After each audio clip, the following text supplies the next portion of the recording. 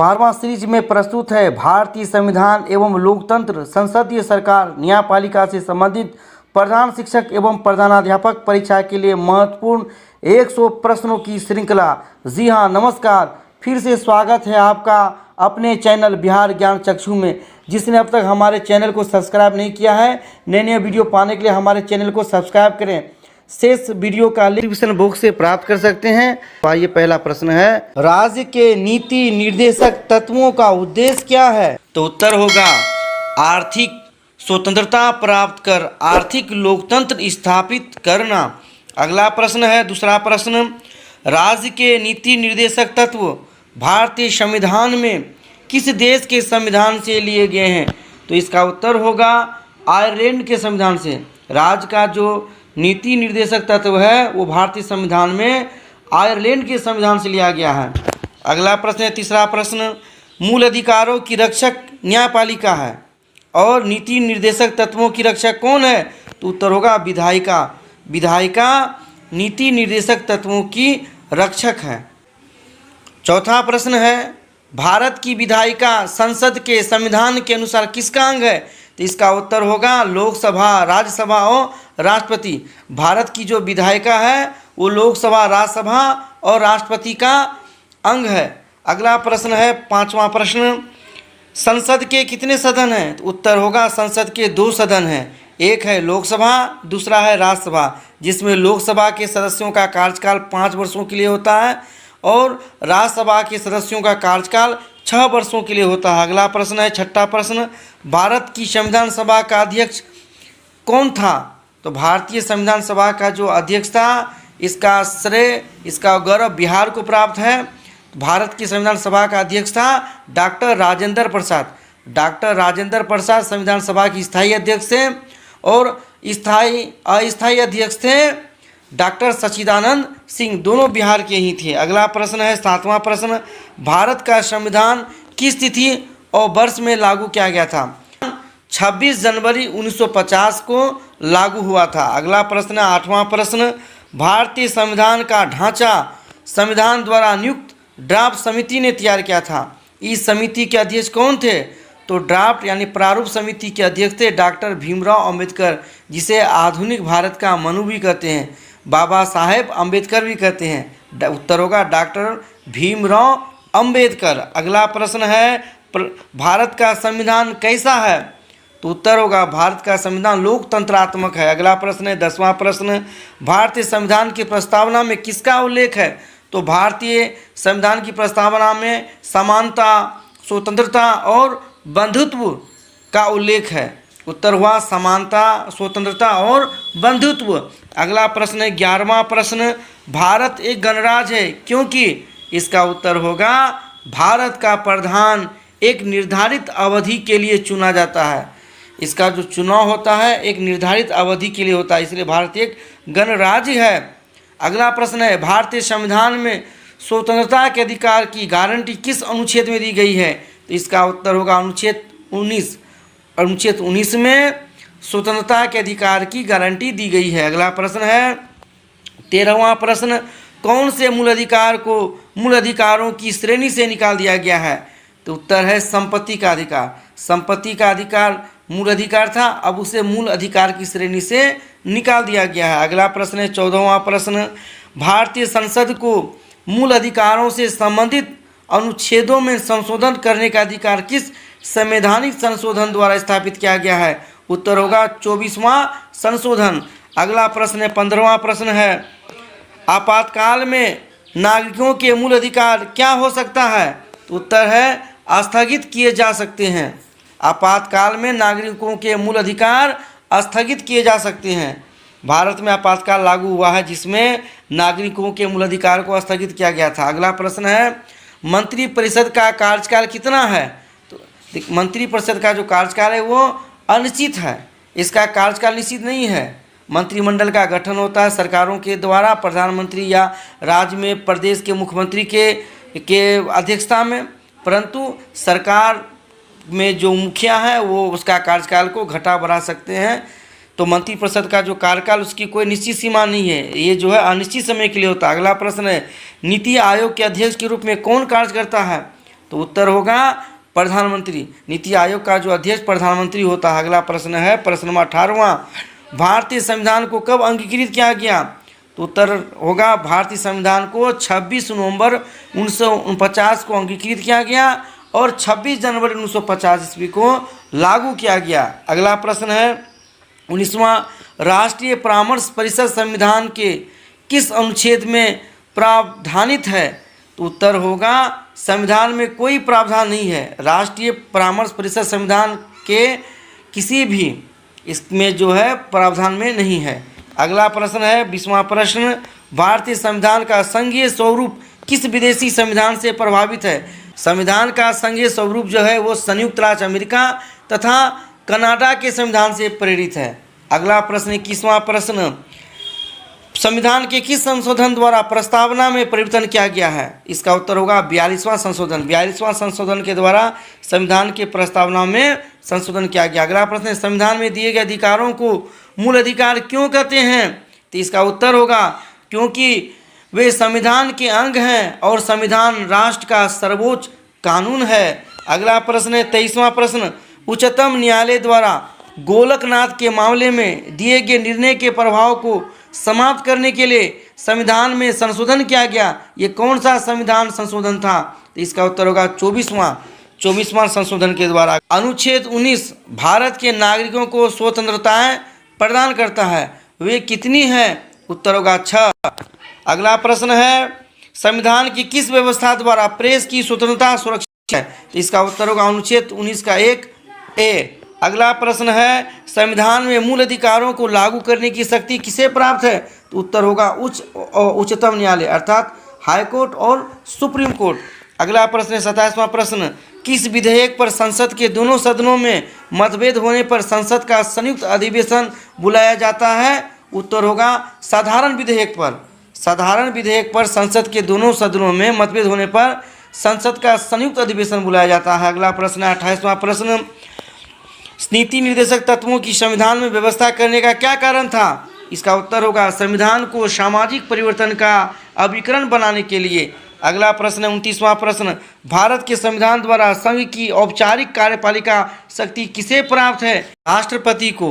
अगला प्रश्न है 30वां प्रश्न, राज्यों के राज्यपाल अपने कार्यों के लिए किसके प्रति उत्तरदायी होते हैं? तो राज्यों के राज्यपाल अपने कार्यों के लिए राष्ट्रपति के प्रति उत्तरदायी होते। उत्तर होगा राष्ट्रपति। अगला प्रश्न है राज्यपाल द्वारा जारी अध्यादेश कब तक प्रभावी रहता है?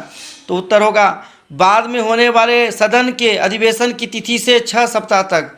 अगला प्रश्न है राज्यों के हाईकोर्ट के चीफ जस्टिस और अन्य जज किसके द्वारा नियुक्त किए जाते हैं? उत्तर होगा राष्ट्रपति के द्वारा। अगला प्रश्न है संसद का संयुक्त अधिवेशन पहली बार कब बुलाया गया था? तो उत्तर होगा 1961 में। अगला प्रश्न है 34वां प्रश्न, भारत की सेनाओं का सर्वोच्च सेनापति कौन होता है?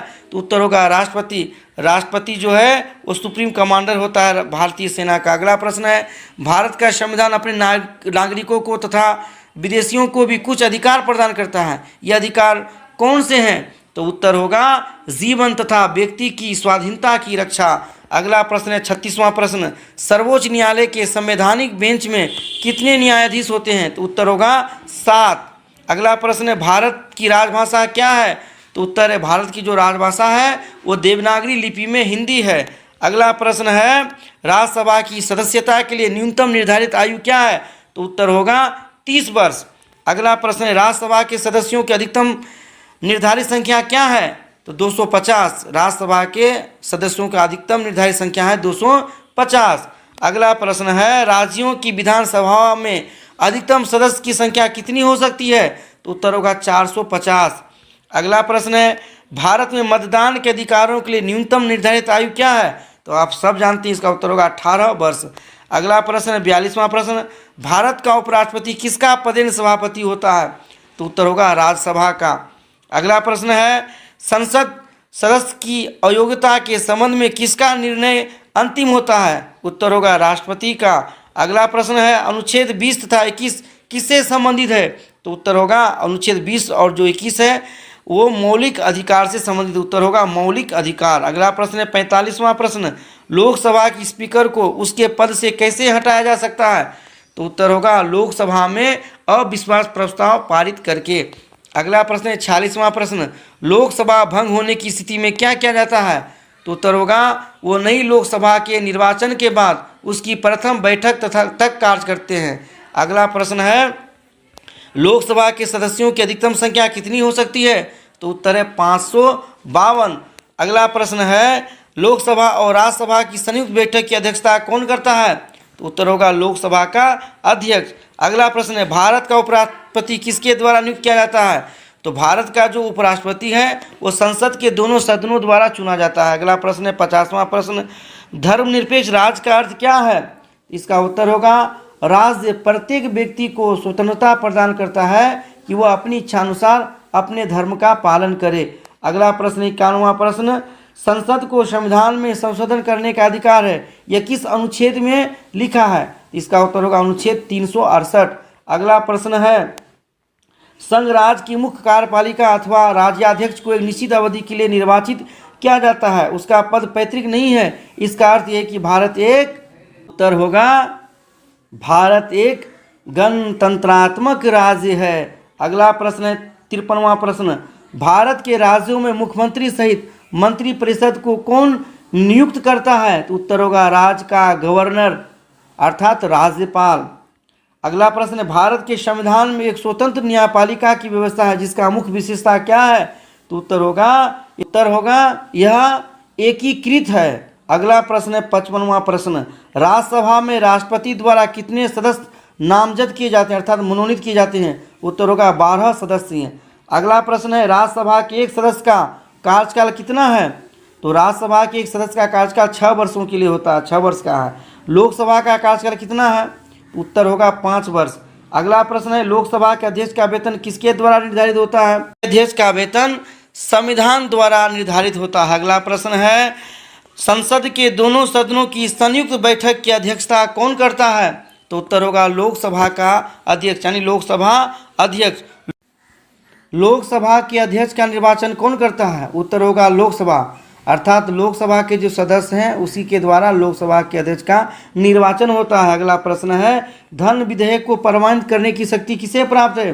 तो उत्तर होगा लोकसभा के अध्यक्ष को। अगला प्रश्न है उच्च न्यायालय और राज्य लोक सेवा आयोग के सदस्य अपनी कितनी उम्र तक अपने पदों पर रह सकते हैं? तो उत्तर होगा 62 वर्ष। अगला प्रश्न है लोकसभा का प्रथम अध्यक्ष कौन था? तो उत्तर होगा श्री जीवी मावलंकर। अगला प्रश्न है सर्वोच्च न्यायालय के न्यायाधीशों की अवकाश प्राप्त करने की उम्र क्या है? उत्तर है 65 वर्ष।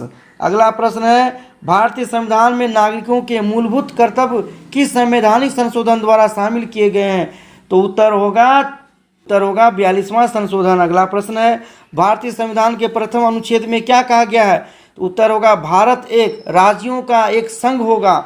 अगला प्रश्न है भारत का राष्ट्रपति वित्तीय संकट की घोषणा कौन से अनुच्छेद के अंतर्गत कर सकता है? तो उत्तर है अनुच्छेद 360। अगला प्रश्न है किस श्रेणी के सदस्य मंत्रिपरिषद में होते हैं? तो उत्तर होगा कैबिनेट स्तर के मंत्री, राज्य स्तर के मंत्री तथा उप मंत्री। अगला प्रश्न राष्ट्रपति का पद रिक्त हो जाने से उस पद पर निर्वाचन कितने समय के भीतर अनिवार्य है? तो उत्तर है 6 माह के भीतर। अगला प्रश्न है संवर्ती सूची के विषय किस दृष्टि से महत्वपूर्ण है? तो उत्तर होगा राष्ट्रीय और स्थानीय दोनों ही दृष्टि से महत्वपूर्ण है। अगला प्रश्न है अवशिष्ट शक्तियां वे विषय हैं जो संघ सूची, राज्य सूची और संवर्ती सूची में शामिल नहीं है। बताइए भारत में अवशिष्ट शक्तियां किसके पास है? उत्तर होगा संसद के पास। अगला प्रश्न है संवर्ती सूची के विषयों पर केंद्र और राज्य दोनों ही कानून बना सकते हैं, परंतु दोनों में विरोध की स्थिति में किसका कानून मान्य होगा? तो उत्तर होगा केंद्र का कानून मान्य होगा। अगला प्रश्न है भारतीय संविधान का अनुच्छेद 370 किस राज्य से संबंधित था? उत्तर होगा जम्मू एवं कश्मीर से। अगला प्रश्न है भारत के संविधान में एक वित्तीय आयोग की स्थापना का प्रावधान है, उसके सदस्यों की नियुक्ति कौन करता है? तो उत्तर होगा भारत का राष्ट्रपति। अगला प्रश्न है जुलाई 2019 तक अनुच्छेद 352 के तहत कितनी बार राष्ट्रीय आपात की घोषणा की जा चुकी है? उत्तर होगा 3 बार। अगला प्रश्न है भारतीय संघात्मकता किस देश की संघीय व्यवस्था से ली गई है? उत्तर होगा कनाडा। अगला प्रश्न है सरकारिया आयोग का संबंध किससे है? तो उत्तर होगा केंद्र राज्यों के संबंधों पर विचार करने के लिए। अगला प्रश्न है सरकारिया आयोग की नियुक्ति कब हुई थी? और उसने अपनी रिपोर्ट कब दी? तो उत्तर होगा सरकारिया आयोग का जो नियुक्ति हुआ था वो जून 1983 में हुआ था और उसने 1987 में अक्टूबर में अपनी रिपोर्ट दी थी। अगला प्रश्न है विभिन्न राज्यों के लिए अनुदान की राशि को कौन प्रदान करता है? तो उत्तर होगा संसद। अगला प्रश्न है भारत में किस प्रकार की शासन प्रणाली को अपनाया गया है? तो उत्तर होगा संसदीय शासन प्रणाली को। अगला प्रश्न है संसदीय प्रणाली की प्रेरणा किस देश से ली गई है? तो उत्तर है ब्रिटेन से। अगला प्रश्न है सरकारी विधेयक जिन्हें संसद में पेश करते हैं क्या कहलाता है? तो उत्तर है मंत्रीगण। मंत्रिपरिषद के सदस्यों विभाग का वितरण कौन करता है? तो उत्तर होगा प्रधानमंत्री। अगला प्रश्न है संसदीय प्रणाली को और किस नाम से जाना जाता है? तो उत्तर होगा उत्तरदायी शासन अथवा मंत्रिमंडलीय शासन। अगला प्रश्न है संसदीय प्रणाली में चक्रों के भीतर चक्र वाक्य का प्रयोग किसके संदर्भ में किया जाता है? उत्तर होगा कैबिनेट के लिए। अगला प्रश्न है भारत में कैबिनेट का उत्तरदायित्व किसके प्रति है? तो उत्तर होगा लोकसभा के प्रति है। अगला प्रश्न है काम रोको प्रस्ताव का क्या अर्थ है? तो उत्तर होगा संसद में जिन विषयों पर विचार चल रहा है उसे रोककर किसी संसद सदस्य द्वारा अति गंभीर घटना पर विचार करने के लिए रखा गया प्रस्ताव। अगला प्रश्न है भारतीय संविधान के किस अनुच्छेद में धन विधेयक की परिभाषा दी गई है? तो उत्तर होगा अनुच्छेद 110। अगला प्रश्न है भारतीय संविधान निर्मात्री सभा में कुल कितने सदस्यों की व्यवस्था की गई थी? तो उत्तर होगा 389। अगला प्रश्न है भारतीय मुस्लिम लीग का संविधान निर्मात्री सभा के प्रति क्या दृष्टिकोण था? तो उत्तर होगा लीग ने इसका बहिष्कार किया था। अगला प्रश्न है संविधान सभा में प्रांतों और देशी राज्यों के प्रतिनिधियों की संख्या कितनी है? तो उत्तर है क्रमशः 296 और 93 थी। अगला प्रश्न है भारत के किस संविधान संशोधन में संविधान की प्रस्तावना में राष्ट्रीय एकता के साथ अखंडता शब्द जोड़ा गया है? उत्तर है 42वें संशोधन द्वारा। अगला प्रश्न है राज्यपाल द्वारा जारी किए गए अध्यादेश के बाद में किसकी स्वीकृति की आवश्यकता है? तो उत्तर होगा विधानसभा की। अगला प्रश्न है समान कार्य के लिए पुरुष और महिला दोनों को समान वेतन का सिद्धांत भारत के संविधान में कहाँ उल्लेखित है? तो उत्तर होगा राज्य के नीति निर्देशक तत्वों में। अगला प्रश्न है धर्म की दृष्टि से भारत के संविधान का स्वरूप कैसा है? तो उत्तर होगा धर्मनिरपेक्ष। अगला प्रश्न है राज्यसभा के 12 सदस्यों को कौन मनोनीत करता है? तो उत्तर होगा राष्ट्रपति। अगला प्रश्न है भारतीय संविधान की प्रस्तावना में समाजवादी तथा धर्मनिरपेक्ष शब्द को किस संशोधन द्वारा जोड़ा गया है? उत्तर होगा 42वें संशोधन द्वारा। अगला प्रश्न है सिक्किम कैसा राज्य है? तो उत्तर सिक्किम भारत संघ का एक राज्य है। अगला प्रश्न है कानून चिकित्सा और अन्य व्यवसाय किस सूची में सम्मिलित है? तो उत्तर होगा समवर्ती सूची में। अगला और अंतिम प्रश्न है मजदूर संघों का निर्माण कौन करता है? तो उत्तर होगा श्रमिकों का समुदाय। इसी के साथ आज का वीडियो समाप्त होता है। फिर मिलेंगे एक नए वीडियो के साथ। हमारे चैनल को देखते रहने के लिए आपका धन्यवाद। नए नए वीडियो पाने के लिए हमारे चैनल बिहार ज्ञान चक्षु को सब्सक्राइब करें। जय हिंद, जय बिहार, जय शिक्षक, जय बिहार ज्ञान चक्षु।